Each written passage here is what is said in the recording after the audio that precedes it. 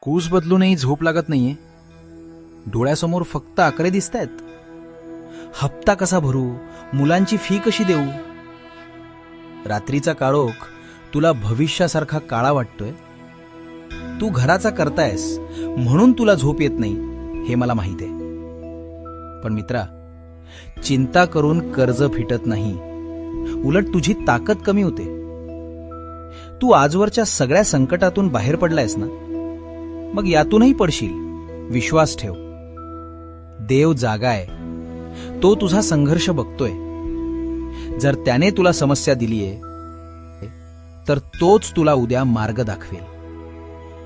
शांत डोकं हेच उद्याच्या यशाचं हत्यार आहे.